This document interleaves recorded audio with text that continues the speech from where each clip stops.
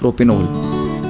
Next question second is ethanol to but one yne. अब ये question repeat किया गया है, हमने इसको प्रीवियस लेक्चर्स में ऑलरेडी सॉल्व किया है, तो उसको आप वहां से देख सकते हैं। Third is 1 bromo propane two 2 bromo propane.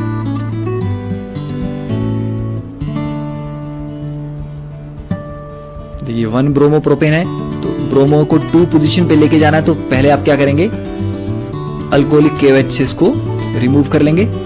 तो अल्कोहलिक KOH से एलिमिनेशन के बाद आपके पास आ जाएगा प्रोपीन, और प्रोपीन में अब फिर से आप HBr ऐड करेंगे, बट परऑक्साइड के साथ। परऑक्साइड के साथ करेंगे नहीं, अगर परऑक्साइड के साथ करेंगे तो आपको वापस यही प्रोडक्ट मिल जाएगा। ठीक है, हम इसको ऐड करेंगे डायरेक्टली। तो अगर आप डायरेक्टली ऐड करेंगे तो मार्कोनिकॉफ एडिशन के अकॉर्डिंग 2 ब्रोमो प्रोपेन आ जाएगा, और परऑक्साइड के अकॉर्डिंग अगर आप करेंगे तो आपके पास स्टार्टिंग मटेरियल फिर से आ जाएगा। Next is toluene to benzyl alcohol. देखिए बेंजाइल, ये क्वेश्चन भी रिपीट है, हमने पहले सॉल्व किया है। तो टॉल्विन में इसको CH2H की तरह लिख सकते हैं, इसको अगर आप Cl2 के साथ HNu की प्रेजेंस में करेंगे तो फ्री रेडिकल मैकेनिज्म के थ्रू क्लोरीन इस हाइड्रोजन को रिप्लेस कर देगी, CH2Cl बन जाएगा, और इसके बाद इसको आप एक्वस KOH से ट्रीट कर सकते हैं, तो क्लोरीन रिप्लेस हो जाएगा OH के साथ। Next is benzene to 4 bromo nitrobenzene. देखिए बेंजीन है हमारे पास, अब 4 पे ब्रोमो चाहिए और नाइट्रो। ठीक है, तो आपको प्रोडक्ट जो चाहिए दैट इज 4 ब्रोमो नाइट्रोबेंजीन। अब हमने प्रीवियस क्वेश्चन में ये किया है कि अगर नाइट्रो ग्रुप आप पहले लगाते हैं तो नाइट्रो एक मेटा डायरेक्टिंग ग्रुप है, तो आने वाले ब्रोमीन को वो मेटा पे भेजेगा। बट अगर ब्रोमीन आपने पहले लगा दी जो कि एक ऑर्थो पैरा डायरेक्टिंग ग्रुप है, तो आने वाले नाइट्रो को वो या तो ऑर्थो पे भेजेगा या पैरा पे। तो इसका मतलब हमें किसको पहले अटैच करना है, first we will be doing the bromination. Okay, तो देखिए first is Br2 in presence of iron, तो FeBr3, और उसके बाद यहाँ पर ब्रोमिनेशन हो जाएगी। अब ब्रोमिनेशन के बाद नेक्स्ट स्टेप पे हम क्या करेंगे, नाइट्रो ग्रुप लगाना है हमें। तो नाइट्रो ग्रुप के लिए HNO3 प्लस H2SO4, और दोनों कंसंट्रेटेड लिए जाते हैं, तो ये नाइट्रो NO2 पॉजिटिव जनरेट करता है, जो फाइन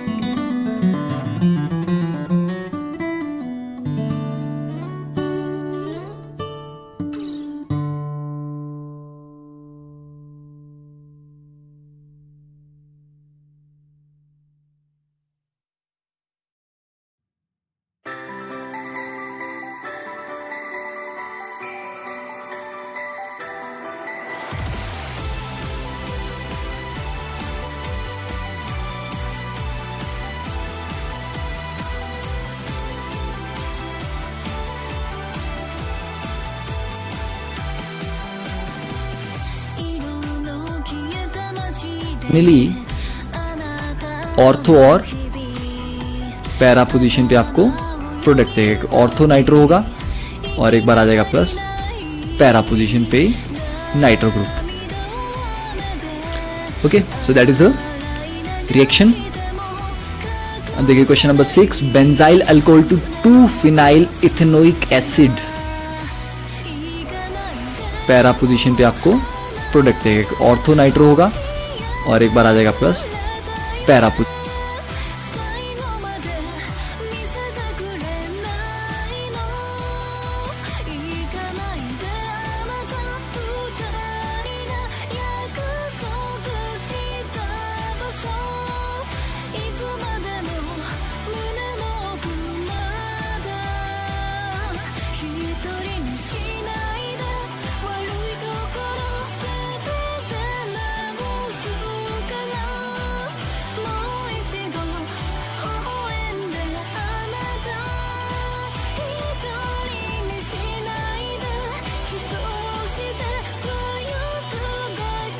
पोजीशन पे nitro group. Okay, so that is a reaction. देखिए question number 6, benzyl alcohol to 2 phenyl ethanoic acid. ये थोड़ा सा अच्छा क्वेश्चन है यहाँ पे. Benzyl alcohol CH2OH. अब जो प्रोडक्ट आपको चाहिए, देखिए फिनाइल, अब इथेनोइक एसिड और 2 पे लगा है फिनाइल, मतलब 1 2, ठीक है. तो 1 और 2 पे फिनाइल लगा हुआ है और इथेनोइक एसिड 2 ही कार्बन है, तो इसका मतलब ये COH होगा और ये CH2 होगा. तो ये आपके पास फाइनल स्ट्रक्चर है. अब इस फाइनल स्ट्रक्चर में देखिए नंबर ऑफ कार्बन 1 ऐड हुआ है. यहां पर CH2 के आगे कोई कार्बन नहीं है, यहां पर COH है. COH आपको याद होगा कि आप उसको साइनाइड से बना सकते हैं. तो अगर आप इसमें KCN के साथ इसको रिएक्शन करवाते हैं तो KCN क्या करेगा, आपको OH को रिप्लेस कर देगा साइनाइड के साथ. होगा ऐसा? नहीं, ऐसा नहीं हो सकता. ऐसा क्यों नहीं हो सकता? क्योंकि OH नेगेटिव एक ज्यादा स्ट्रॉन्ग न्यूक्लियोफाइल है. तो ज्यादा स्ट्रॉन्ग न्यूक्लियोफाइल को कम स्ट्रॉन्ग न्यूक्लियोफाइल रिप्लेस नहीं करते हैं. तो हमें यहां पर पहले इसको HBr से ट्रीट करना पड़ेगा ताकि H2O बाहर निकल जाए और हमारे पास यहां पर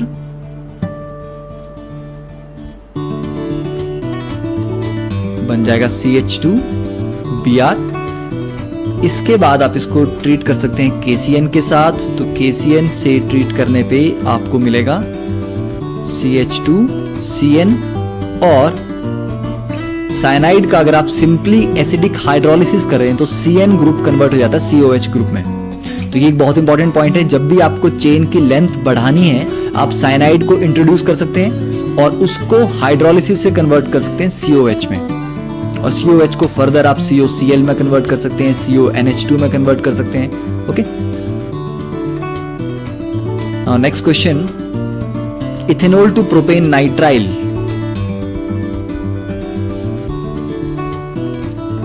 देखिए प्रोपेन, अब यहां पर 2 कार्बन है, हमें प्रोपेन चाहिए, ठीक है, 3 कार्बन चाहिए. और नाइट्राइल ग्रुप का मतलब साइनाइड. तो साइनाइड ऐड करने से ही आपके पास क्या आ जाएगा, तीसरा कार्बन आ जाएगा. तो यहां पर HBr से हम HBr यूज कर सकते हो, और आप red phosphorus in presence of Br2 ये भी यूज कर सकते हैं, ठीक है. तो और इसके बाद नेक्स्ट KCN यूज करेंगे तो आपको फाइनल प्रोडक्ट मिल जाएगा CH3CH2CN and this is called propane nitrile. Next is 8th question, aniline to chlorobenzene.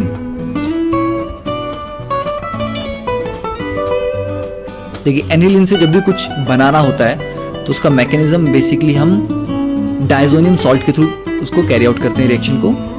तो NaNO2 plus HCl, reaction condition is 0 to 5 degree Celsius, जिसमें क्या जनरेट होता है NO पॉजिटिव, ठीक है, ये जनरेट होगा. फिर पूरे मैकेनिज्म, काफी डिटेल उसका मैकेनिज्म है, जिसमें एनिलीन NO पॉजिटिव के साथ रिएक्ट करके और फर्दर हाइड्रोलिसिस के बाद कन्वर्ट होगा N2 पॉजिटिव Cl नेगेटिव में नाइट. और ये कौन सा है, बेंजीन डायजोनियम क्लोराइड. अब डायजोनियम क्लोराइड को फर्दर आप CuCl के साथ ट्रीट करेंगे तो आपको मिल जाएगा क्लोरोबेंजीन. तो ये रिएक्शंस, काफी रिएक्शन है. N2Cl के बाद आप इसको CuBr से ट्रीट कर सकते हैं, आपको Ki से ट्रीट कर सकते हैं, H3PO2 के साथ ट्रीट कर सकते हैं, ठीक है. तो डिफरेंट प्रोडक्ट्स हमें डायजोनियम सॉल्ट के आगे मिलते हैं. Next is 2-chloroButane to 3,4-dimethyl hexane. देखिए 2-chloroButane और प्रोडक्ट है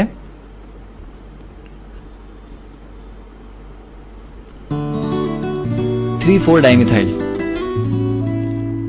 अब अगर हम टोटल नंबर ऑफ कार्बन इसमें काउंट करें तो फर्स्ट में टोटल कार्बन कितने हैं 4, इसमें कितने हैं 8, ठीक है. तो डायरेक्टली हम डबल कर रहे हैं.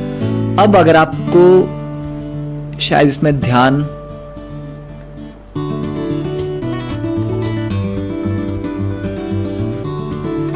+2 sodium in presence of dry ether, अगर कुछ इस तरह का रिएक्शन हम करते हैं और ये दोनों क्लोरीन निकल जाते हैं और इन दोनों के बीच में यहाँ पर बॉन्ड बन जाएगा, तो क्या हमें यही प्रोडक्ट मिलेगा? यस। तो ये भी ध्यान रखना है कि जब आपका प्रोडक्ट में exactly double number of carbon atoms हैं और वो बिल्कुल सिमेट्रिकल है, ठीक है, देखिए यहाँ पर सिमेट्रिकल है, तो इसका मतलब है कि वुड्स रिएक्शन वहां पर हो सकता है, तो उस पॉसिबिलिटी को भी आपको ध्यान में रखना है। तो यहाँ हम वुड्स रिएक्शन करवा रहे हैं। अब देखिए 10th question, 2 methyl 1 propene, okay 1 propene, 1 पे डबल बॉन्ड है और 2 पे मिथाइल है, इसको कन्वर्ट करना है 2 क्लोरो 2 मिथाइल प्रोपेन में,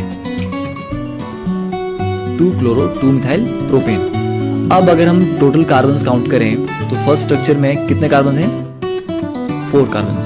सेकंड स्ट्रक्चर में भी कितने कार्बन हैं? 4 कार्बन। तो कार्बन हमें ऐड करने की जरूरत नहीं है, सिर्फ क्लोरीन हमें ऐड करना है। और क्लोरीन कहाँ लगना चाहिए? सेकंड पोजीशन पे, ठीक है। तो सिंपली अगर आप HCl को ऐड करते हैं तो according to the Markovnikov rule, negative part will go to that carbon which has lesser number of hydrogen. तो Cl नेगेटिव यहां जाएगा और H पॉजिटिव इस कार्बन पे आएगा, ठीक है। तो डायरेक्टली ये क्या है? Markovnikov addition. Next 11th question, ethyl chloride. देखिए इथाइल क्लोराइड से प्रोपेनोइक एसिड पे जाना है आपको। तो प्रोपेनोइक एसिड क्या होता है? CH3CH2COH। तो COH से अभी आपको फिर से याद आ रहा होगा कि इसको साइनाइड से प्रिपेयर किया जा सकता है। तो सिंपल मेथड है, यहां पर क्या करेंगे हम? KCN से ट्रीट करेंगे, तो Cn नेगेटिव Cl को बाहर निकालेगा और हमारे पास आ जाएगा CH3CH2Cn। और इसके बाद डायरेक्टली इसका हम हाइड्रोलिसिस कर देंगे, एसिडिक हाइड्रोलिसिस, तो आपके पास आ जाएगा propanoic acid. 12th question, but1N2 n butyl iodide. देखिए व्हाट इज N-ब्यूटाइल आयोडाइड? ये हो गया N-ब्यूटाइल, और आयोडाइड का मतलब कि फर्स्ट पोजीशन पे ही आयोडीन लगा हुआ है। तो यहां पर आपको आयोडीन को फर्स्ट पोजीशन पे लगाना है, बट ऐसा कोई मेथड है? अगर आप डायरेक्टली HI ऐड करते हो तो वो तो मार्कोनिकॉफ एडिशन के अकॉर्डिंग नंबर 2 पोजीशन पे HI को लगा देगा। तो अब इसमें हम क्या करेंगे? फर्स्ट स्टेप में हम इसको HBr के साथ इन प्रेजेंस ऑफ परऑक्साइड, क्योंकि HCl के साथ परऑक्साइड इफेक्ट काम नहीं करता, परऑक्साइड इफेक्ट काम करता है सिर्फ HBr के साथ। तो आयोडीन की जगह यहां पर हमें क्या मिल जाएगा? ब्रोमीन। और नेक्स्ट रिएक्शन में क्या यूज कर सकते हैं हम? Yes, NaI in presence of acetone, that is Finkelstein reaction. तो वो सिंपल ब्रोमीन को रिप्लेस कर देगा आयोडीन के साथ, and this is the product. Third question, 13th question, 2 chloropropane. देखिए 2 क्लोरोप्रोपेन से 1 प्रोपेनोल। तो 1 प्रोपेनोल, देखिए 1 प्रोपेनोल क्या है? This is 1 propanol. तो फर्स्ट पोजीशन पे आप OH लगाना चाहते हैं, तो मतलब डायरेक्टली अगर इसको मैं OH से रिप्लेस कर दूं तो OH तो 2 पे आएगा, तो पहले मुझे यहां पर डबल बॉन्ड को इंट्रोड्यूस करना पड़ेगा। तो अल्कोहलिक KOH यूज करेंगे आप, तो अल्कोहलिक KOH से आपको क्या मिल जाएगा? एल्कीन। और इस एल्कीन में वाटर ऐड करना है, किस तरह से? एंटी मार्कोनिकॉफ एडिशन, ठीक है। तो एंटी मार्कोनिकॉफ, या आप एक और काम कर सकते हैं, HBr लगा सकते हैं परऑक्साइड की प्रेजेंस में। तो फर्स्ट कार्बन पे ब्रोमीन लग जाएगा, उसको एक्वस KOH से ट्रीट कर देंगे, ठीक है। तो दोनों मेथड देख लेते हैं। तो फर्स्ट यहाँ पर आप यूज कर सकते हैं BH3THF, सेकेंड स्टेप में NaOH H2O2, that is hydroboration oxidation. तो भी आपको ये मिलेगा anti Markovnikov addition of water से। दूसरा जो मेथड है वो आप यूज करेंगे, पहले आप HBr ऐड करेंगे इन प्रेजेंस ऑफ परऑक्साइड, तो आपको मिल जाएगा, और इसको आप फर्दर ट्रीट करेंगे एक्वस KOH के साथ, ठीक है। और इस रिएक्शन से तो आपको डायरेक्टली यही प्रोडक्ट मिल रहा है। तो दो रिएक्शन आपके पास आगे, दो मेथड से आप इसको सॉल्व कर सकते हैं। तो बेसिकली ऑर्गेनिक में वी हैव मल्टीपल मेथड जिनसे हम कन्वर्जन्स कर सकते हैं। Next is isopropyl alcohol. देखिए आइसोप्रोपाइल ग्रुप ये होता है, तो यहाँ पे OH लग जाएगा, ठीक है। इससे आयोडोफॉर्म बनाना है, आयोडोफॉर्म इज CHI3।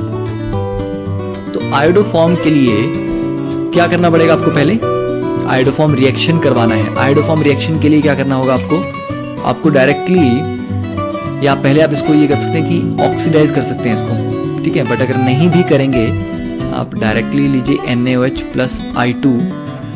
तो I2 क्योंकि एक ऑक्सीडाइजिंग एजेंट है, वो ऑटोमेटिकली इस अल्कोहल को कीटोन में ऑक्सीडाइज कर देगा। उसके बाद ये आपको दे देगा CHI3 प्लस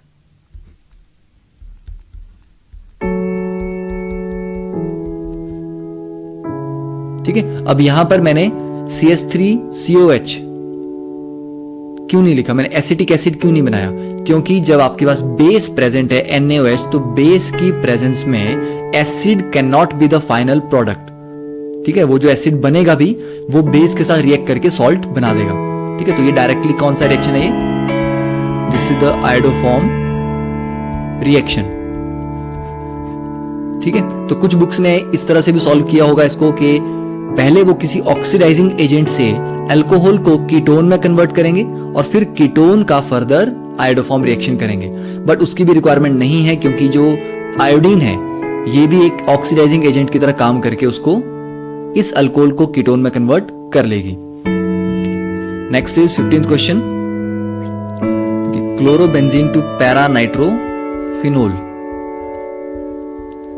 तो पैरा नाइट्रोफिनोल, तो पहली चीज है कि क्लोरीन को किस में कन्वर्ट करना पड़ेगा आपको, OH में, ठीक है। क्योंकि जो फाइनल प्रोडक्ट पूछा गया है दैट इज पैरा नाइट्रो। तो नाइट्रो ग्रुप तो हम पहले नहीं लगा सकते क्योंकि वो मेटा डायरेक्टिंग होता है, तो पहले हमें OH ही लगाना पड़ेगा, ओके। अब OH आप यहां पर क्लोरीन के साथ कैसे लगाएंगे, ये एक बहुत इंटरेस्टिंग क्वेश्चन है, क्योंकि अराइल जो हैलाइड्स हैं उनमें क्लोरीन को या हेलोजन को डायरेक्टली रिप्लेस करना, न्यूक्लियोफिलिक सब्स्टिट्यूशन एक बहुत इजी प्रोसेस नहीं होता, ठीक है। प्रोसेस थोड़ा सा टिपिकल है, इसीलिए ये इंपॉर्टेंट है कि इसको हम किस तरह से कन्वर्ट करते हैं। तो यहां पर अगर आप NCERT की टेक्स्ट बुक को रेफर करें, तो जब भी आपको न्यूक्लियोफिलिक सब्स्टिट्यूशन करवानी है कि आप एक न्यूक्लियोफाइल OH को दूसरे न्यूक्लियोफाइल Cl से रिप्लेस करना चाहते हैं, तो उसके लिए क्या प्रेजेंट होने चाहिए, electron withdrawing groups at the ortho और पैरा पोजीशन। तो वो ग्रुप कौन से हैं, नाइट्रो। तो मतलब हमें पहले यहां पर नाइट्रेशन ही करवानी पड़ेगी। तो नाइट्रेशन करवाने के लिए हम क्या करेंगे, कंसंट्रेटेड HNO3 प्लस H2SO4। तो आपके पास जो फर्स्ट प्रोडक्ट आएगा वो आएगा मिक्सचर, क्योंकि क्लोरीन के साथ यहां पर नाइट्रो आपको ऑर्थो पे भी मिलेगा, बहुत थोड़ा सा मेटा पे मिलेगा, और बाकी पैरा पोजीशन पे, ठीक है, क्योंकि chlorine is ortho para directing. अब उसके बाद क्या करना है, अब हमारे पास पैरा पोजीशन पे एक इलेक्ट्रॉन विड्रॉइंग ग्रुप आ गया है। अब हम इसकी फर्दर, सिर्फ पैरा की बात कर रहा हूं, पैरा की फर्दर रिएक्शन से हम क्या कर सकते हैं, क्लोरीन को OH के साथ रिप्लेस कर सकते हैं, जिसके लिए बहुत स्ट्रॉन्ग कंडीशन चाहिए। तो हमें NaOH यूज करना पड़ेगा with high temperature and pressure, okay. अगर दो नाइट्रो ग्रुप लगे होते तो उतना हाई टेम्परेचर प्रेशर की जरूरत नहीं होती, बट सिर्फ एक ही नाइट्रो है तो हमें हाई टेम्परेचर प्रेशर की रिक्वायरमेंट है। तो फाइनली इन कंडीशंस में क्लोरीन रिप्लेस हो जाएगा OH के साथ, and that will be the para nitrophenol. तो दिस रिएक्शन, ये आप रिएक्शन डायरेक्टली आपको NCERT के लास्ट पेजेस में मिल जाएगा, जहां पर अराइल हैलाइड्स के रिएक्शन दिए गए हैं, न्यूक्लियोफिलिक सब्स्टिट्यूशन।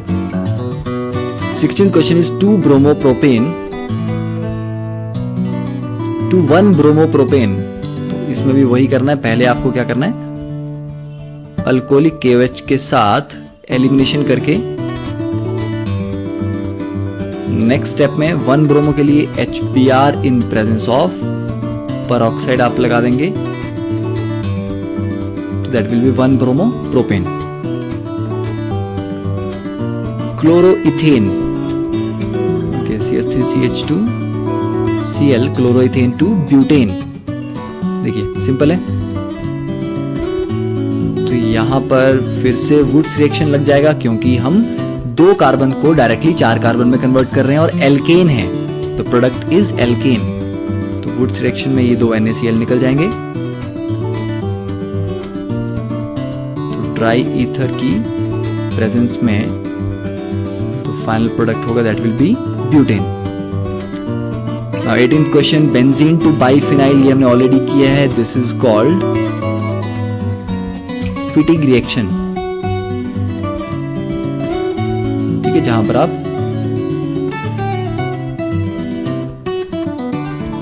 बेंजीन को किस में कन्वर्ट करते हैं, पहले क्लोरोबेंजीन में। तो उसके लिए आप Cl2FeCl3 के साथ उसको ट्रीट करके क्लोरोबेंजीन में कन्वर्ट कर सकते हैं। उसके बाद उसको सोडियम और ड्राई ईथर की प्रेजेंस में 2 ऐसे मॉलिक्यूल मिला के जब कंबाइन हो जाएंगे तो that will be called a biphenyl.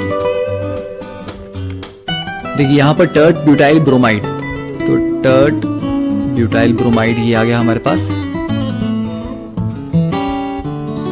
और इसको कन्वर्ट करना है आइसोब्यूटाइल ब्रोमाइड में। ठीक है, सबसे पहले आपको पता होना चाहिए कि आइसोब्यूटाइल ब्रोमाइड का स्ट्रक्चर क्या होता है।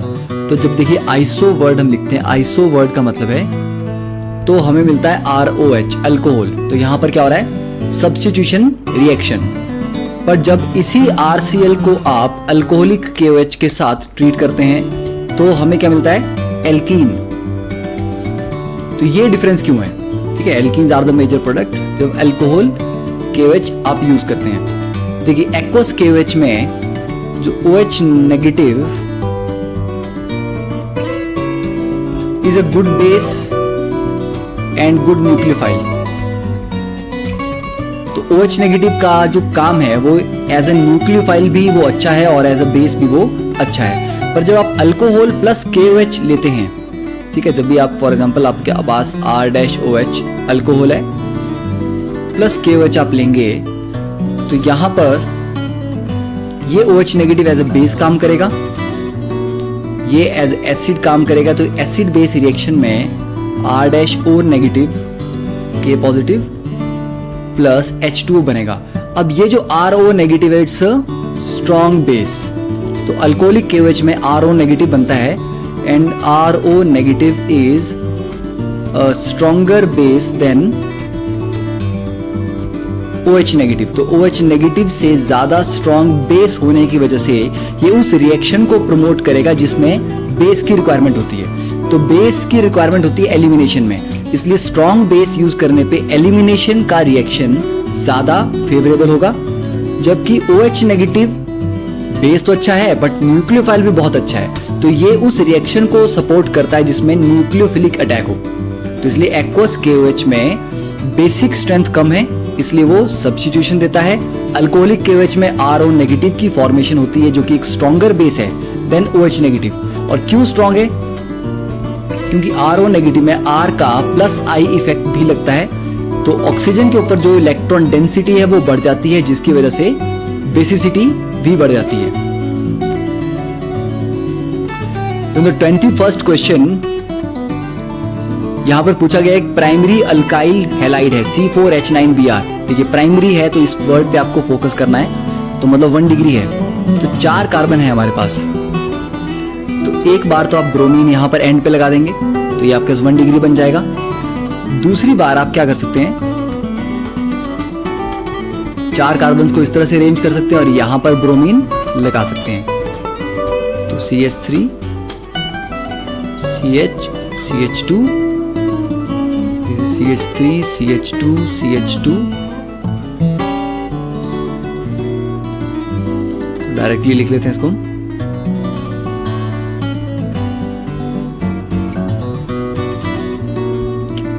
तो ये दो हमारे पास आगे दोनों 1 डिग्री हैलाइड्स हैं। क्या कोई और पॉसिबल स्ट्रक्चर है? 1 डिग्री हैलाइड का नहीं, तो इन दोनों में से कोई एक आपका ए होगा। अब इसको रिएक्ट किया गया अल्कोहलिक KOH के साथ टू गिव कंपाउंड बी, और compound B is reacted with HBr to give C which is an isomer of A। ठीक है, उसको बाद में करेंगे। तो कभी भी क्वेश्चन को सॉल्व करने से पहले कंप्लीट पढ़ लें। ऐसा नहीं कि आपने 2 लाइंस पढ़ी और डायरेक्टली आप उसको सॉल्व करने लग गए कि ठीक है पहले की 2 लाइंस को हम सॉल्व करेंगे, उसके बाद नेक्स्ट 2 लाइंस। पूरा क्वेश्चन पहले पढ़ लें, हो सकता है आपको उससे कोई हिंट मिल जाए।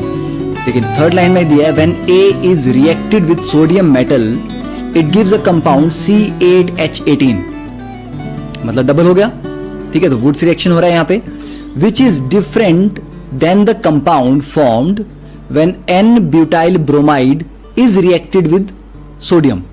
देखिए इसी को बोलते हैं N-butyl bromide।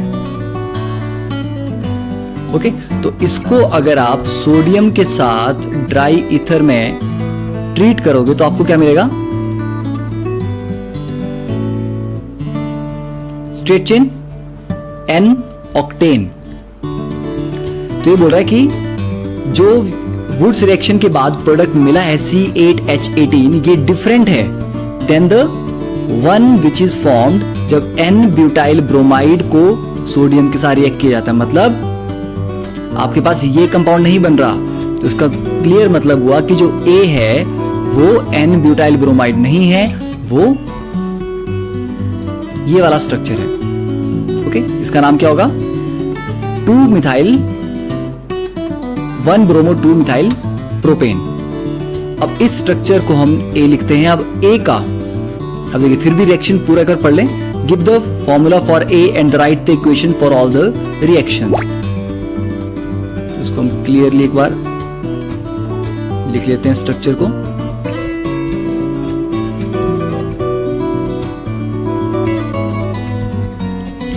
तो 1-ब्रोमो 2-मिथाइल प्रोपेन। अब A को ट्रीट किया अल्कोहलिक KOH के साथ, तो अल्कोहलिक KOH के साथ क्या होगा? ये ब्रोमीन निकल जाएगी और एडजेसेंट कार्बन से ये हाइड्रोजन निकल जाएगी, तो आपके पास जो एल्कीन आएगी दैट विल बी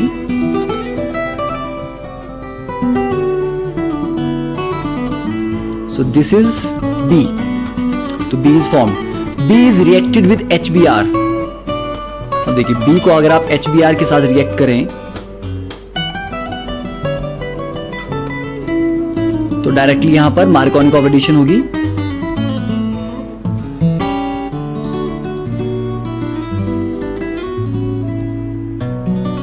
और इसके बाद तो देखिए HBr to give C, this compound is C which is an isomer of A। तो ये जो आपका A है ये भी वैसा ही कंपाउंड है, यहां पर भी टोटल कार्बन 4 है, टोटल नंबर ऑफ हाइड्रोजन्स 9 है और एक ब्रोमीन है। तो A और C दोनों का जो फॉर्मूला है वो C4H9Br है, इसलिए ये दोनों आइसोमर्स हैं। तो यही इस क्वेश्चन में पूछा गया है। ठीक है, कि आपको A, B और C तीनों के स्ट्रक्चर्स देने हैं और पूरे रिएक्शंस को लिखना है।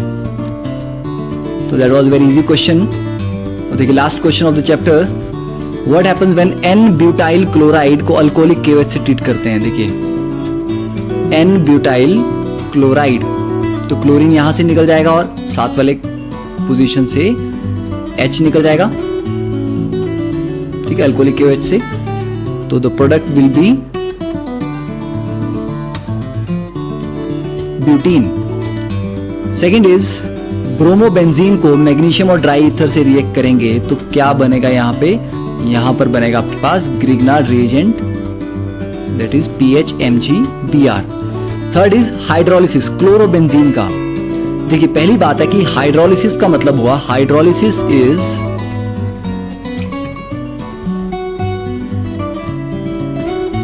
Nucleophilic substitution.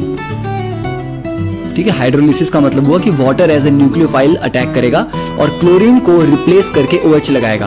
बट प्रॉब्लम क्या है कि benzene nucleophilic substitution reaction easily नहीं देती है, बेंजीन देती है इलेक्ट्रोफिलिक सब्स्टिट्यूशन।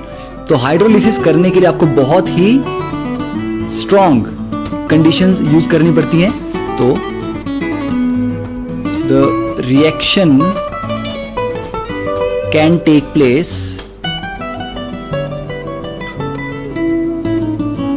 ओनली अंडर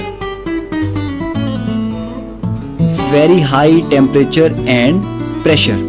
ठीक है, तो उसके लिए क्या कंडीशंस होंगी? तो कंडीशंस आपको लगानी पड़ेंगी, NaOH आप लेंगे क्योंकि OH नेगेटिव फाइनली उसको रिप्लेस करेगा, और अराउंड 920 केल्विन टेम्परेचर होगा और 300 केल्विन और 300 बार यहाँ पर प्रेशर होगा। तो इतनी एक्सट्रीम कंडीशंस में ये जाके NaOH क्लोरीन को रिप्लेस करेगा और वहां पर OH नहीं लगाएगा, ये लगाएगा O नेगेटिव। क्यों?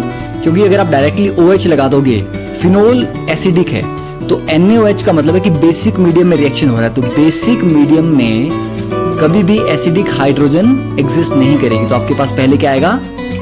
फिनॉक्साइड। फिर इसको आप नेक्स्ट एसिडिक मीडियम में डालोगे, ठीक है, तब फाइनल आपको जो प्रोडक्ट मिलेगा दैट विल बी OH। तो ये हमेशा ध्यान रखना है कि जब आप बेसिक मीडियम में रिएक्शन करवा रहे हो तो कभी भी फिनोल नहीं बनाना है, आपको बनाना है फिनॉक्साइड। अब देखिए फोर्थ इज CH3Br। तो यहां पर डायरेक्टली वुड्स रिएक्शन हो रहा है, तो 2 CH3Br अगर आप ऐड करेंगे तो आपको मिलेगा इथेन, और लास्ट में CN as a nucleophile attack करेगा, Cl को डिस्प्लेस करेगा, तो it will be CH3CN। Okay, so that completes this chapter. I hope you have enjoyed and understood all the explanations. Okay, thank you for